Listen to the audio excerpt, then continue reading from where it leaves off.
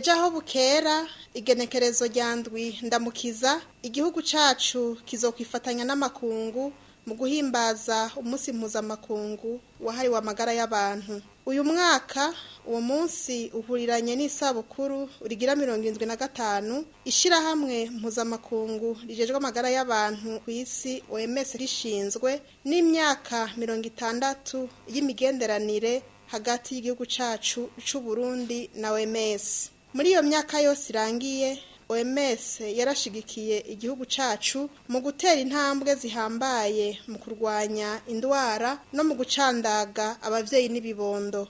Gutyo impfu zahora zibahitana ziragabanuka ku rugero runini.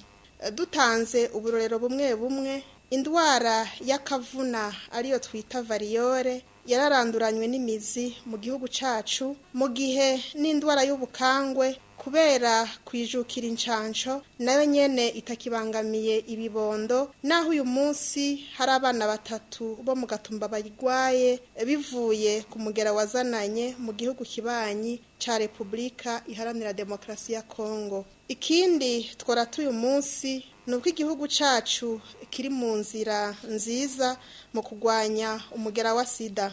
Uburundi bukaba buherutse kuronka agashimwe duhawe na leta ya Amerika ibicishije mu mugambi wayo wo kugwanya sida PEPFAR ko turi mu bihugu vya mbere ku isi vyagwanije umugera wa sida bimwe biboneka. Mu kurwanya indwara y'igituntu naho nyene igihugu cacu kiri mu bihugu vya mbere muri Afrika bifise urugero rwa 95% ry'abavugwa bakongera bagakira neza.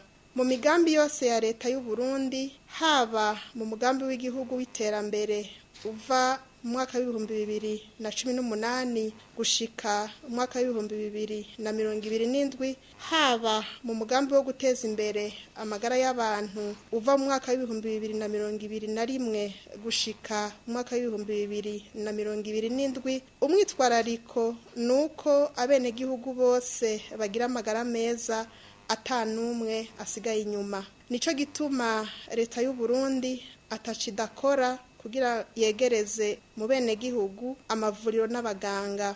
Iruhande yo kubaka amavuriro dufatanije n'abene gihugu, turabandanya gushira mu ngiro ingingo nziza nyene icubahiro umukuru w'igihugu cacu c'u Burundi yo kubaka ibitaro vy'amakomine. Turangije dusaba bene gihugu kwijukira kuja mu mashirahamwe yo kuvuzanya no kwivuza hakiri kare igihe cose harakababakiye ku magara yabo. Murakoze.